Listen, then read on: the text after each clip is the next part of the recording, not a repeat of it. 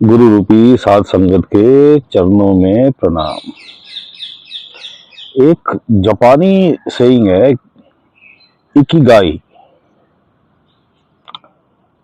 English में इसका मतलब है discover the purpose of your life, find something that make you want to wake up each day, that purpose fuels you. कि अगर हम अपने हिसाब से उसका रूपांतर करें, अपनी अध्यात्म की लाइन से, स्पिरिचुअल लाइन से उसको अपनी तरफ मोल्ड करने थोड़ा सा भाषा में, ये हमारे जीवन का एक मूल मकसद होना चाहिए।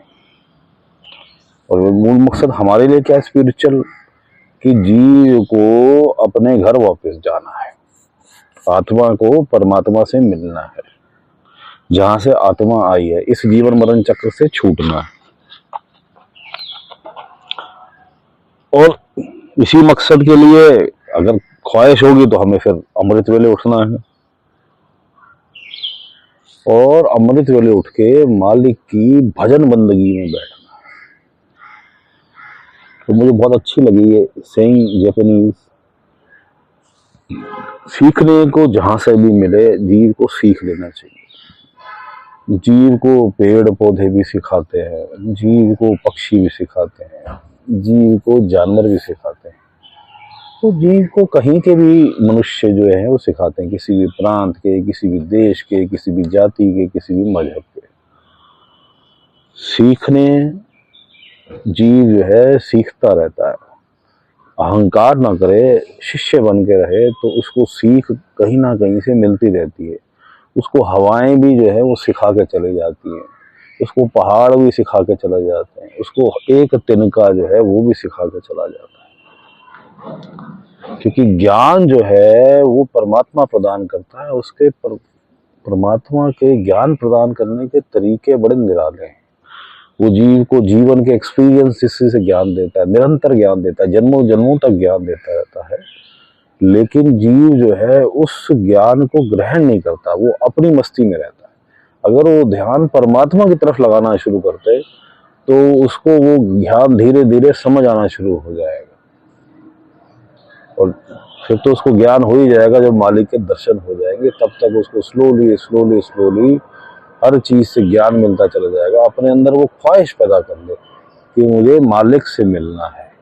उसका जीवन का मकसद ही हो कि ये जो सांसारिक में जो भरण पोषण के लिए, अपने लिए, अपने परिवार के लिए, अपने माता पिता बीवी बच्चे, संसार में और भी जो है वह कार्य कर रहा हूँ, ये अलग है, ये टेम्परेरी है। ये मेरे सिर्फ इस जीवन में या एक कर्म फल में जो है सहायक है बस। और मुझे तो इस कर्म फल के जो फल से जो है वो ही छूटना है। ये पाप पुण्य के जो ये चक्र है, इससे ही बाहर निकलना है, अकर्मा होना है। और वह जीव जो है वो परमात्मा के मार्ग पे चल के होता है। जब जीव जो है सब कुछ अपना जो है अपने आप को परमात्मा के हवाले कर देता है। गोविंद क्या कहते हैं कि भाई तू जो है सब कुछ मुझे समर्पित कर दे।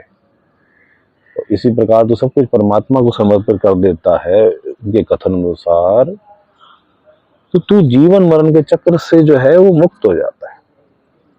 फिर जो है जो तेरे कर्म है वो फल ही देते हैं, और कर्म जब तक फल देते हैं तब तक तेरा ये जीवन मरण का चक्र रहता है। और जो जीव को पंच नाम प्रदान हो जाता है, सतनाम विदेही नाम, और पूर्ण गुरु प्राप्त हो जाता है, और उस गुरु के जो है वो वचनों पे अमल करके चलना शुरू कर देता है नाम लेता हुआ, तो वो जीवन मरण चक्र से छूट भी जाता है और कर्म फल से भी छूट जाता है। केवल उसके जो पुराने कर्म हैं, संचित कर्म हैं, उसके लिए थोड़ा सा उसको इंतजार करना पड़ता है, उसका भुगतान करना पड़ता है। उसमें से कुछ मालिक के हुक्म अनुसार, पूर्ण गुरु के हुक्म अनुसार कुछ माफ हो जाते हैं, कुछ उसे थोड़े बहुत इस जीवन काल में जो है वो भुगतने भी पड़ते हैं। और ज्ञानी जन जो है, संत जन जो है, उसे उस दुख सुख को समभाव से मुस्कुराते हुए सह लेते हैं। अगर उनके नसीब में, कर्म में सूली पे चढ़ना भी लिखा तो उस पे भी जो है वो हंसते हंसते जो है मुस्कुराते हुए सहज भाव से चढ़ जाते हैं। क्योंकि वो जानते हैं कि यह जो शरीर है, ये शरीर टेम्परेरी है और ये मेरा नहीं, और मैं ये शरीर नहीं, ये जो मन है ये भी मैं नहीं हूँ, ये जो कारण शरीर है कर्मों से बना हुआ ये भी मैं नहीं, संचित कर्मों का मैं ये भी नहीं हूँ ना, मैं आत्मा हूँ, आत्मा परमात्मा की है, उसी का पार्ट है और उसी में मिल जाती है, उसी में मिली हुई है, उससे कभी भी अलग हुई नहीं थी, ना अलग थी, ना अलग है, ना अलग होगी। केवल काल के प्रभाव से जो भ्रम उत्पन्न हो रहा है, काल के प्रभाव से जो भ्रम उत्पन्न हो रहा है, उस वजह से मुझे लग रहा है कि मैं अलग हूँ। ये तो सारा संसार एक ही चेतन परमात्मा ही है, एक ही है, संसार में दूसरा कोई है ही नहीं, न मैं हूँ, न तू हूँ है, न ये है, केवल परमात्मा है, द्वैत है ही नहीं, दूसरा कोई है ही नहीं, कोई दूसरा नहीं, एक ही है हम। शंकराचार्य भी कह गए कि भाई दूसरा नहीं है, महान संत जितने भी संत हुए यही कह गए कि एक केवल परमात्मा है, एक ओंकार, एक ही है रचयिता, एक ही सारे संसार में फैला हुआ है, उसके अलावा कोई कुछ है ही नहीं। तू उसके दामन पकड़ ले। और ये जैपनीज जो सीइंग है इकिगाई,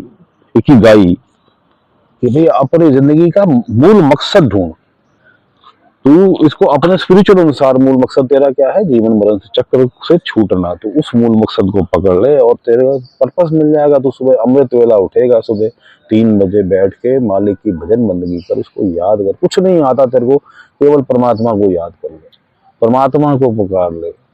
और भी दिन में जब समय मिले तब भी तू उसको याद कर, खाते पीते चलते बैठते तो किस टाइम भी ये कर सकता है, अपने संसारिक काम करते हुए भी कर सकता है।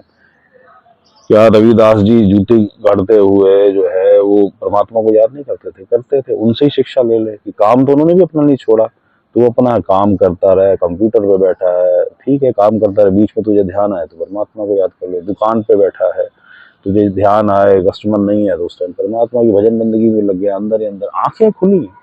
भजन बंदगी आंखें खुली से भी की जा सकती है, बंद से भी की जा सकती है। हाँ, नियमित सुबह उठ के 3 बजे करना है, अमृत वेले उठ के करना है, और दिन में भी उसको बार बार याद करने का पतन करना है, ताकि ये सब यादें इकट्ठी होके एक ऐसा समय आ जाए जब तेरा एकदम से ही तुझे एक क्षण में ही परमात्मा के दर्शन हो जाए। तो एक बार याद करे और परमात्मा सामने हाजिर है, परमात्मा के दर्शन हो, तू आंख बंद करे परमात्मा तुझे दर्शन दे। ये जीव इस स्थिति पे पहुंच जाता है कि परमात्मा के दर्शन उसे हर क्षण होते हैं। ऐसा नहीं होता है कि परमात्मा दर्शन देने आया था और या वापस चला गया है, जिस क्षण ध्यान उसकी तरफ लगाया उसी क्षण परमात्मा के दर्शन हो गए। इस स्थिति में पहुंच गया जिस स्थिति को कोई तुझसे छीन नहीं सकता। संसार की दौलत छीनी जा सकती है, ये दौलत तेरी कोई नहीं छीन सकता।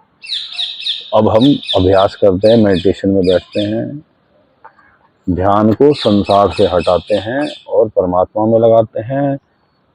थर्ड आई सेंटर, तीसरा दिल, दोनों आंखों के बीच में पीछे करके बिंदी वाले स्थान पे ध्यान लगाते हैं और परमात्मा में ध्यान लगाते हैं। और अगर हमें पूर्ण गुरु प्राप्त है तो पूर्ण गुरु में ध्यान लगाते हैं। बंद, सोच यहाँ ले आओ, मालिक सबका भला करे। ये जो है पंचनाम भी अगर प्रदान है तो हम उसका भी सिमरन करते हैं, मालिक सबका भला करे, मालिक सबका भला करे।